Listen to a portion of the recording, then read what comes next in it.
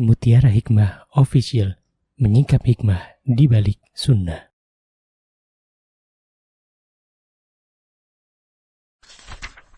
Salurkan donasi terbaik Anda untuk mendukung dakwah Mutiara Hikmah Official. Mari siapkan bekal akhirat kita. Jangan lewatkan kesempatan emas ini. Ayo kita berkontribusi dalam program pembangunan Masjid Mutiara Hikmah yang dibina langsung oleh Ustadz Hanan Yasir MA dan Ustazah Imro'atul Azizah.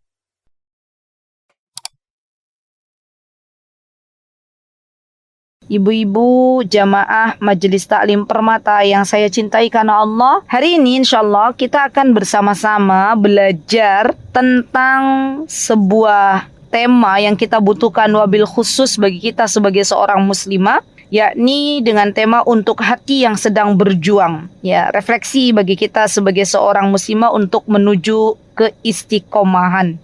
Baik, teman-teman yang saya cintai karena Allah, nanti insyaAllah ya untuk PPT atau untuk buklet insyaallah sudah saya kirim ya ke panitia. Nanti insyaallah bisa silakan share agar bisa dipelajari lebih lanjut ya. Mudah-mudahan Allah mudahkan untuk bisa kita murojaah. Baik, halaman pertama ya, hati seorang muslimah tidak selalu kuat ya, sebagaimana kita tahu bahwa iman kita itu naik dan turun. Dan kita tahu ya teman-teman, Masya Allah, jikalau iman kita sedang naik, maka masalah sebesar apapun kita akan menghadapinya dengan penuh ketenangan. Itu kalau iman kita lagi naik. Iya nggak ibu-ibu? Atau mungkin berbeda kalau ibu-ibu permata, pokoknya ustazah setiap permasalahan selalu tenang, Masya Allah ya. Dan tidak semua air mata ya terlihat. Tidak semua luka bisa diceritakan. Terkadang subhanallah teman-teman, ada kalanya ya, sebagai seorang muslimah itu subhanallah ya memendam ya rasa, memendam masalah yang ada pada dirinya ya subhanallah. Dan seorang muslimah sering terlihat kuat menjalani sebuah peran, menjalani beberapa peran, menjalani subhanallah banyak sekali amanah yang Allah berikan gitu ya subhanallah.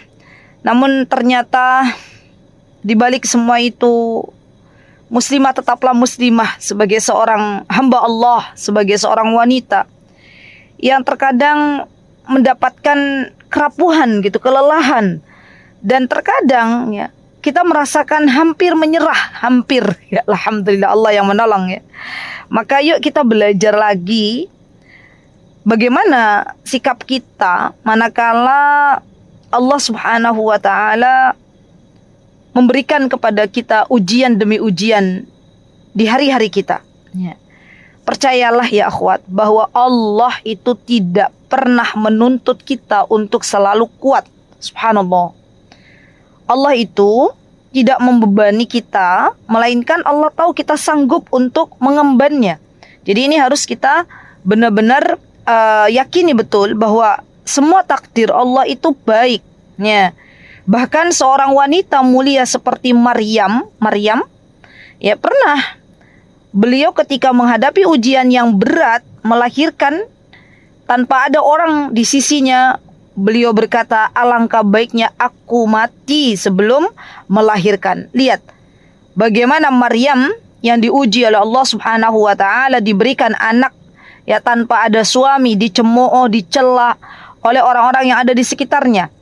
Ya bisa dibayangkan kalau kita hari ini ada yang nyinyirin, kalau kita hari ini ada yang berkata tidak baik kepada kita ya, tapi keluarga kita alhamdulillah masih mendukung kita. Ya, tapi Maryam subhanallah diberi ujian oleh Allah Subhanahu wa ta'ala dengan ujian yang sangat berat.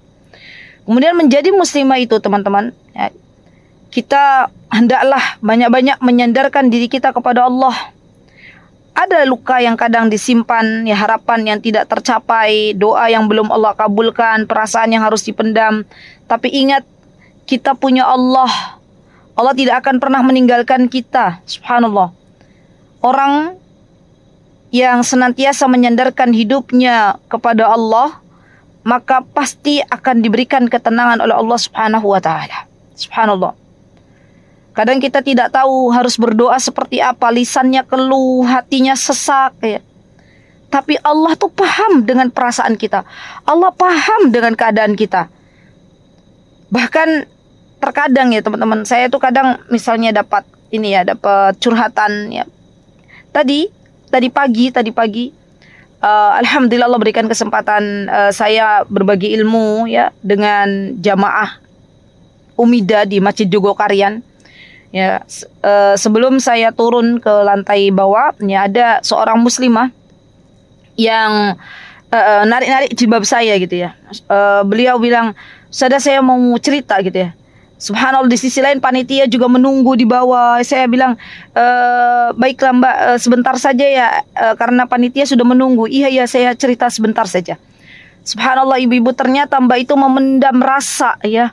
Sudah lama gitu, sampai beliau berkata, "Saya itu ustazah sedang tidak baik-baik saja. Saya sudah terkena mental," katanya. "Mental saya udah kena," katanya. Ya Allah, lihat bagaimana seorang muslimah yang kelihatannya baik-baik saja ternyata tidak baik-baik saja. Semua kita itu diuji, ibu-ibu. Semua kita itu sedang berada di dalam fase di mana Allah Subhanahu wa taala ingin mengetahui seberapa besar rasa percaya kita kepada Allah Subhanahu wa taala. Maka dari itu Allah Subhanahu wa taala ya memberitahukan kepada kita bahwa sejatinya kita semuanya itu butuh kembali kepada Allah Subhanahu wa taala. Allah berfirman dalam surah An-Nisa, ya ayyuhalladzina amanu, wahai orang-orang yang beriman, kita yang dipanggil oleh Allah Subhanahu wa taala. Apa kata Allah? Berimanlah kalian kepada Allah dan Rasul-Nya. Artinya iman ini butuh diperbaharui. Maka di antara doa yang diajarkan oleh baginda Rasulullah SAW, kata beliau, di antara doanya adalah kita meminta kepada Allah, "Ya Allah, perbaharuilah imanku."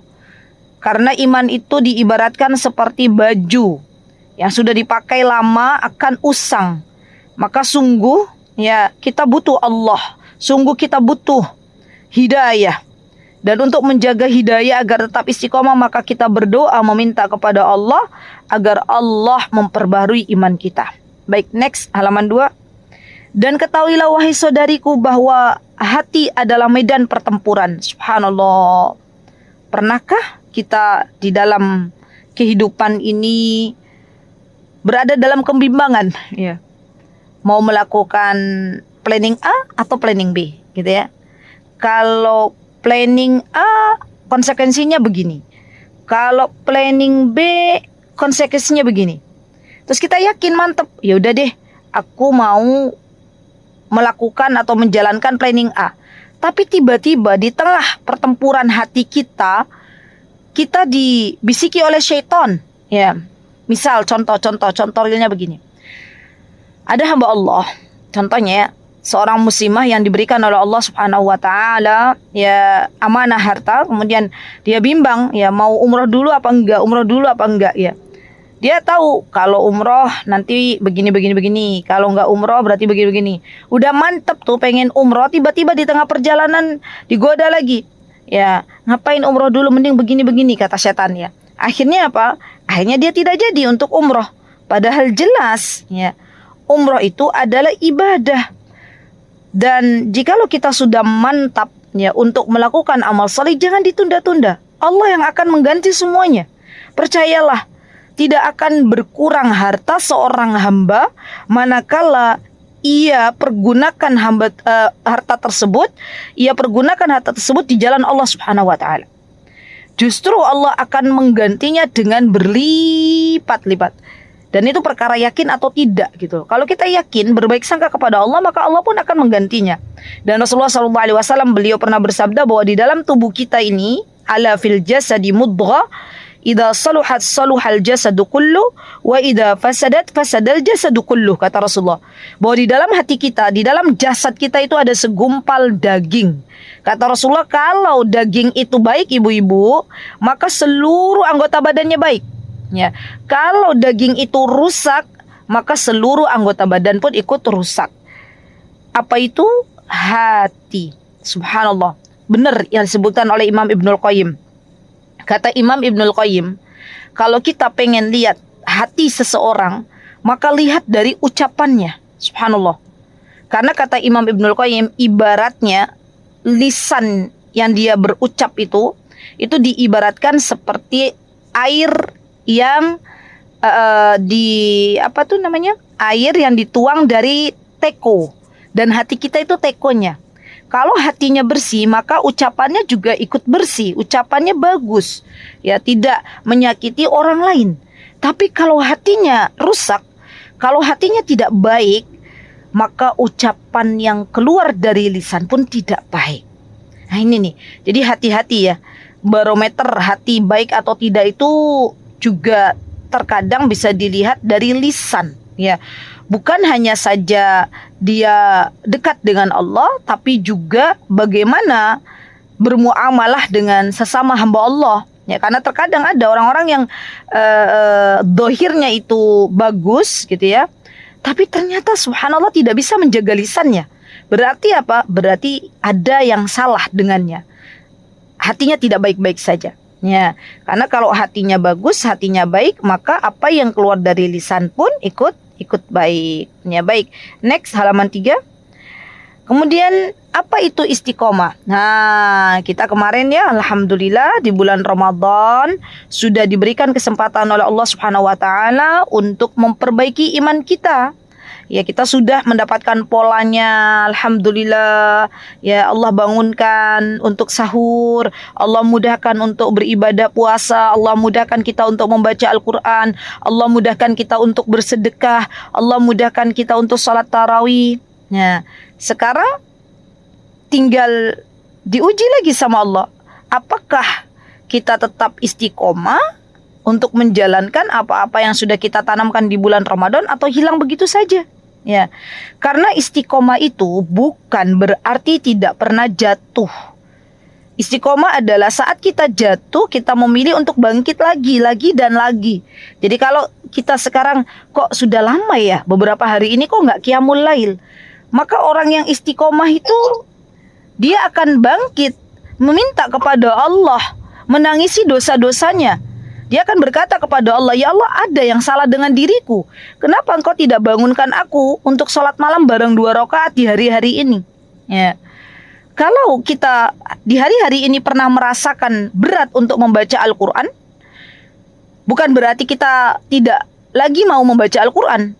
Tapi tanya pada diri kita, ada apa dengan kita sampai Allah tidak mengizinkan kita untuk membaca Al-Quran?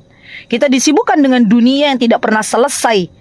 Maka tanya pada diri kita dan mintalah kepada Allah agar Allah mengembalikan kita kembali untuk merasakan manisnya iman, lezatnya tadabbur Al-Quran, lezatnya membaca Al-Quran, lezatnya bangun malam, lezatnya dekat dengan Allah Subhanahu wa taala. Karena iman itu punya rasa. Subhanallah. Ya, jadi istiqomah itu bukan berarti kita berhenti total untuk tidak melakukan apa-apa, tapi kita pun pernah terjatuh, semua kita pernah futur, semua kita pernah terjatuh, dan saatnya kita perjuangkan untuk kembali kepada Allah Subhanahu wa taala. Baik, dan orang yang istiqomah akan Allah berikan ketenangan di dalam hidupnya. Orang yang istiqomah akan Allah berikan surga di akhirat nanti. Orang yang istiqomah Allah akan berikan kemudahan di dalam semua urusan-urusannya. Maka penting bagi kita untuk menjaga keistiqomahan ini. Baik, next yang keempat.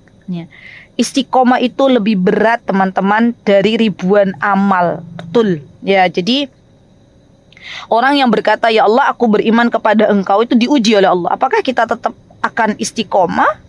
Ya, untuk tetap baca Al-Quran barang 1 halaman, untuk sedekah setiap hari, untuk tersenyum dengan orang yang pernah menyakiti, atau kita istiqomah untuk berbuat baik kepada tetangga kita walaupun perbuatan baik kita tidak pernah dibalas oleh mereka misalnya ya, atau kita berusaha untuk taat kepada suami kita walaupun terkadang perbuatan baik kita pun tidak dihargai oleh suami kita ya. Karena orang yang istiqomah itu bukan orang yang mencari validasi di mata manusia. Orang yang istiqomah itu teman-teman adalah orang yang fokusnya tuh bagaimana Allah menilai aku, bagaimana aku baik di hadapan Allah. Nah itu tuh orang istiqomah. Jadi iman dan istiqomah sama dengan keselamatan. Orang yang Allah berikan keistiqomahan, maka ia akan selamat di dunia dan di akhirat. Dan jalan yang panjang ini ya adalah jalan yang harus kita lalui. Bertahan di atasnya adalah prestasi tertinggi seorang hamba. Masya Allah. Jadi kalau kita minta berdoa kepada Allah, di antara doa kita itu ya muqallibal qulub tsabbit qalbi ala ta'atik. Ya muqallibal qulub tsabbit qalbi ala dinik. Ya Allah, ya tetapkanlah aku dalam keadaan ya berada dalam agama yang Engkau ridhoi, berada dalam ketaatan. Nah, itu yang kita minta. Dan orang yang istiqomah ini teman-teman subhanallah ya perlu diperjuangkan. Istiqomah itu perlu diperjuangkan. Langkah-langkahnya seperti apa? Yang pertama, luruskan niat kita setiap hari. Jadi kalau kita mau pergi bekerja, ya karena teman-teman hari ini alhamdulillah diberikan kesempatan oleh Allah untuk bekerja, dan nikmatilah ya apa yang Allah telah berikan. Ya karena kadang kalau kita banding-bandingkan ya nikmat yang Allah berikan kepada orang lain dengan kepada kita itu berat, teman-teman. Hidup itu sawang sinawang. Ya kalau Allah masih memberikan kepada teman-teman ya kesempatan untuk bekerja, dinikmati dulu, disyukuri dulu gitu. Dan diluruskan niatnya untuk apa? Ya karena orang yang beruntung itu adalah orang yang Allah berikan taufik untuk meluruskan niat. Ya. Niatkanlah semuanya untuk Allah. Niatkanlah semuanya agar Allah Azza wa Jalla ridho. Ya Allah, aku berhijrah untukmu, bukan untuk manusia. Karena orang yang sudah meluruskan niatnya untuk Allah, maka ia akan menjadi orang yang tidak diganggu oleh syaitan. Syaitan itu bisa mengganggu anak Bani Adam kecuali bagi orang-orang yang ikhlas, dan ikhlas ini berat. Ya, maka dari itu minta kepada Allah semoga Allah mengaruniakan kepada kita keikhlasan dalam beramal. Baik, next yang kedua, jaga lingkaran pertemanan. Ini penting banget deh, Masya Allah. Ya, kenapa Ustazah kok kita harus menjaga lingkaran pertemanan? Karena baik atau buruknya agama seseorang itu terkadang teman-teman dipengaruhi oleh circle, oleh pertemanan. Ya, menjaga lingkaran pertemanan itu artinya kita sedang menjaga agama kita, gitu ya. Tidak semua yang hari ini kita berteman dengan teman-teman kita itu bisa membawa kita kembali kepada Allah. Ya, terkadang orang-orang yang mungkin ya kita sepelekan gitu ya, tidak kita dijadikan sebagai teman dekat, tapi dia bertakwa kepada Allah, itulah orang-orang yang ternyata sayang kepada kita gitu loh. Dan Rasulullah SAW juga memberikan perumpamaan ya, pertemanan itu mempengaruhi iman itu dengan penjual minyak wangi. Ya, kita tahu bersama hadisnya ya bagaimana Rasulullah SAW memberikan perumpamaan teman yang baik seperti kita berteman dengan pedagang minyak wangi, dan ketika kita punya teman yang buruk ya, maka diibaratkan seperti kita berteman dengan orang yang pandai besi. Ya, artinya teman yang baik itu akan mengingatkan saat kita lalai, akan menguatkan saat kita lemah, dan akan menarik kita kembali kepada Allah. Sebaliknya teman yang buruk itu teman-teman ya, perlahan bisa menormalisasi maksiat, perlahan bisa melemahkan semangat ibadah kita, dan perlahan bisa membuat dosa yang kita lakukan terasa biasa. Nah, itu hati-hati. Ya, dulu kalau kita pernah berteman dengan orang-orang baik ya, kita kayaknya tuh selalu diawasi oleh Allah gitu, merasa ya Allah saya takut kepada Engkau. Giliran temannya nggak baik ya, sudah mulai berani tuh sama Allah. Yang penting kan aku nggak melakukan seperti fulanah, dia lebih parah maksiatnya. Itu diantara dampak ya pertemanan yang tidak baik. Maka dari itu subhanallah teman-teman, kalau ya di lingkaran pertemanan kita itu dipenuhi dengan ghibah, dengan keluhan ya, dengan dunia, dengan candaan, subhanallah itu akan mematikan hati kita. Ya, hati kita lambat laun tuh akan mengeras, subhanallah. Maka dari itu di antara doa kita teman-teman adalah meminta kepada Allah agar Allah berikan kepada kita teman-teman yang baik ya, lingkungan yang baik, karena sungguh lingkungan yang baik ini yang akan membantu kita istiqomah di jalan Allah Subhanahu wa taala. Baik, langkah yang ketiga adalah amal kecil tapi rutin ya, karena memang amalan yang dicintai oleh Allah Subhanahu wa taala itu kata Rasulullah SAW adwamuha wa inqal. Ya, amalan yang Allah cintai yang dilakukan oleh seorang hamba terus menerus meskipun sedikit. Jadi boleh tuh teman-teman kita target baca Al-Quran sehari 1 lembar. Ya boleh. Ustazah, saya bisa one day 1 juz, Masya Allah. Saya bisa one day 2 juz, Masya Allah. Setiap hari loh ya. Jangan di hari Jumat aja ya. Jadi kita itu harus punya target ya dalam hidup ya, baca Al-Quran berapa lembar, sedekah setiap hari berapa, ya telepon orang tua kalau masih punya orang tua, jenguk orang tua kalau orang tua dekat dengan kita posisinya, berbakti kepada suami kita ya. Mumpung suami kita masih ada bersama kita, jangan sia-siakan. Berterima kasih kepada orang yang telah berbuat baik kepada kita. Nah kayak gitu-gitu tuh kita bikin list deh, agar kita bisa lebih mudah untuk istiqomah ya. Karena biasanya ya teman-teman, yang namanya emak-emak itu di kepalanya banyak yang dipikir ya. Dan Allah itu suka yang sedikit tapi terus menerus kita lakukan. Baik, next yang keempat, belajar dari Ummu Salamah ya. Beliau Masya Allah ya, kalau kita lihat ujiannya yang Allah berikan kepada Ummu Salamah. Ummu Salamah ini adalah istrinya Abu Salamah. Jadi kalau ada yang bertanya, Ustazah, Ummu Salamah itu siapa? Beliau adalah istrinya Abu Salamah karena Ummu Salamah ya. Dan ketika itu beliau diuji oleh Allah Subhanahu wa taala dengan diwafatkan suami tercinta beliau, yaitu Abu Salamah. Ya Rabb ya. Tidak ada seorang wanita yang hatinya tidak hancur berkeping-keping ketika belahan jiwanya dipanggil terlebih dahulu oleh Allah Subhanahu wa taala. Semua istri pasti merasakan kesedihan yang sangat luar biasa manakala teman seperjuangannya, teman ibadahnya, kan suami kita itu partner ya, diambil terlebih dahulu oleh Allah Subhanahu wa taala. Maka Ummu Salamah radhiyallahu anha diuji oleh Allah Subhanahu wa taala dengan diwafatkan suami beliau, yaitu Abu Salamah. Maka ketika Abu Salamah meninggal dunia ya, beliau langsung mengucapkan istirja, innalillahi wa inna ilaihi raji'un. Kemudian beliau membaca doa yang diajarkan oleh Rasulullah SAW, Allahumma ajirni fi musibati wa akhlif li khairan min. Ya Allah, gantilah dengan ganti yang lebih baik.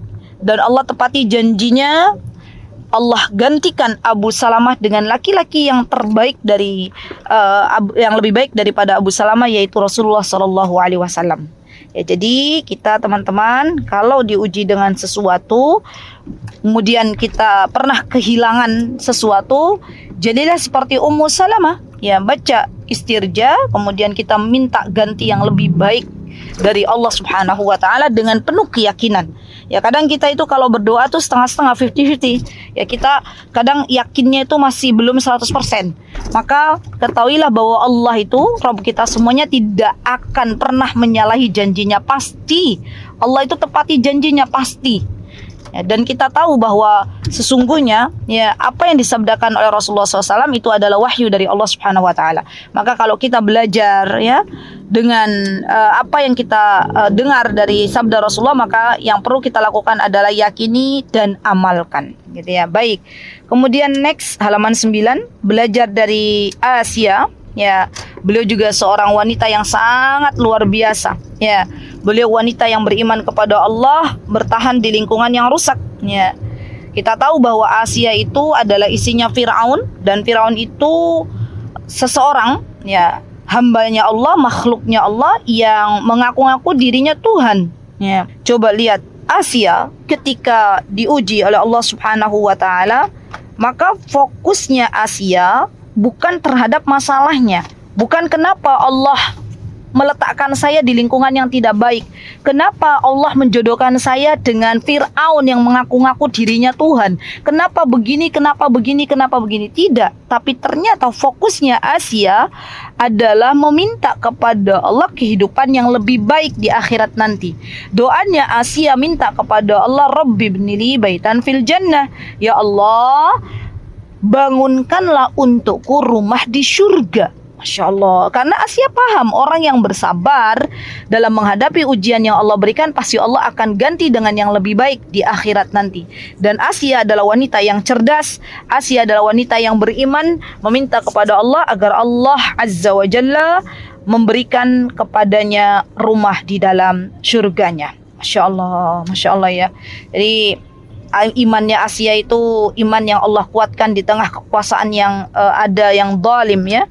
Kemudian subhanallah Asia fokus ya untuk meminta kepada Allah ya, Allah yang menguatkan Asia di tengah lingkungan yang buruk ya. Maka kalau kita berada di tengah-tengah ya lingkungan yang kita pengennya baik ternyata tidak baik, kita pengen pasangan kita bagus ternyata Allah takdirkan tidak seperti apa yang kita harapkan, maka mintalah kepada Allah agar kita diberikan surga Firdaus, dan mintalah kepada Allah agar Allah bangunkan untuk kita istana-istana dan rumah di dalam surganya Allah Subhanahu wa taala. Baik, doanya Asia diabadikan dalam surat Tahrim ayat 11. Nanti teman-teman bisa melihat bagaimana doanya Asia dan kita baca minta kepada Allah Subhanahu wa taala. Baik, next. Kenapa hijrah ini terasa sakit ya? Kenapa terkadang kita ini berkata ya, aku sudah taat kepada Allah tapi aku tetap diuji.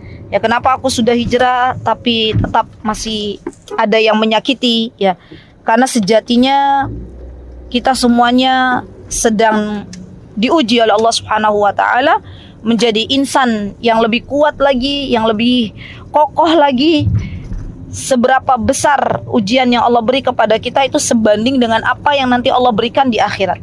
Jadi Masya Allah ya teman-teman, nanti bisa dibayangkan ya orang-orang yang ujiannya itu berat di dunia ya, kemudian Allah berikan Masya Allah ya balasan yang lebih baik di akhirat.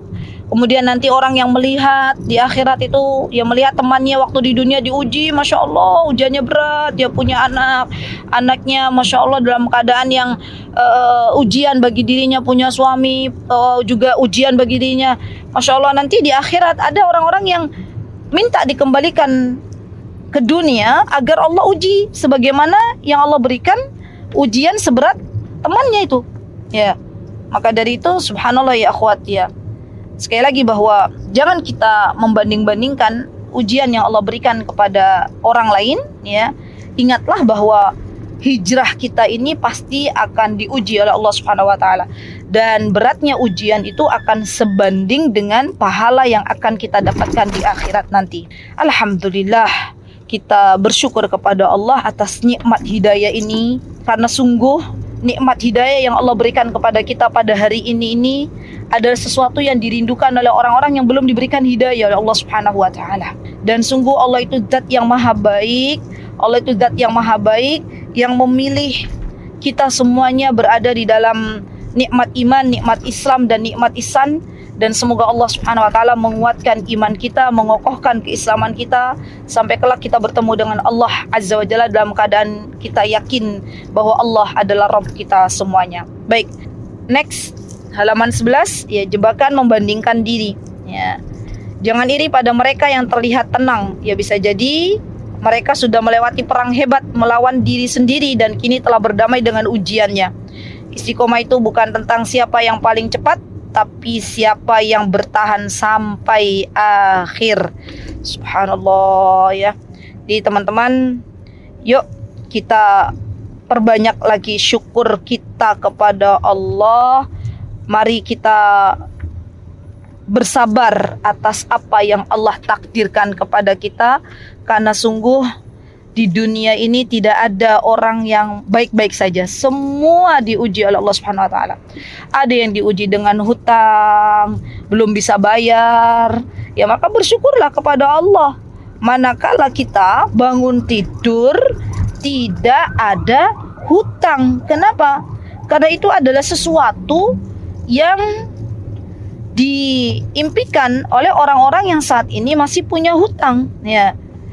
Kemudian ketika kita punya anak, bersyukurlah kepada Allah, karena apa yang kita rasakan hari ini dengan diberikannya anak keturunan Allah itu adalah ujian bagi sepasang suami istri yang sudah bertahun-tahun menikah tapi belum diberikan keturunan oleh Allah Subhanahu wa taala.